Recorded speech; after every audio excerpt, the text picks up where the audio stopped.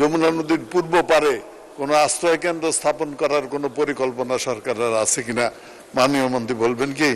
আব্দুস সালাম পিন্টু, টাঙ্গাইল 2, আপনি একটা সম্পূরক প্রশ্ন করতে পারেন দয়া করে। Thank you.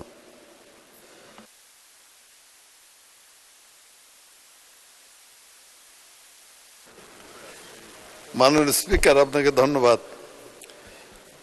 আমি মাননীয় মন্ত্রীর কাছে জানতে চাই যে টাঙ্গাইল জেলা যমুনা নদীর পাড়ে অবস্থিত এবং সবসময় নদী ভাঙ্গনে আমরা ক্ষতিগ্রস্ত হচ্ছি।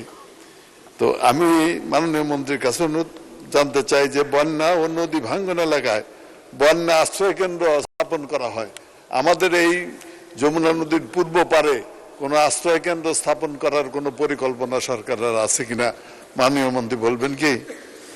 মাননীয় মন্ত্রী। মাননীয় স্পিকার, আপনাকে ধন্যবাদ। আমাদের ষড়ঋতুর দেশ, কখনো বন্যা, কখনো টর্নেডো, কখনো জলোচ্ছ্বাস, কখনো ঘূর্ণিঝড়।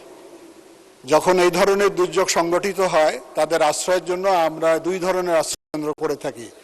একটি হচ্ছে ঘূর্ণিঝড় আশ্রয় কেন্দ্র, একটি বন্যা আশ্রয় কেন্দ্র। তো আমার নোটিশ দিলে আমি বলতে পারবো যে ওনার এলাকায় আমাদের কোনো পরিকল্পনা আছে কিনা, আর যদি পরিকল্পনা না থাকে আমরা ভবিষ্যতে অন্তর্ভুক্ত করার চেষ্টা করব। ধন্যবাদ মাননীয় স্পিকার। ধন্যবাদ মাননীয় মন্ত্রী।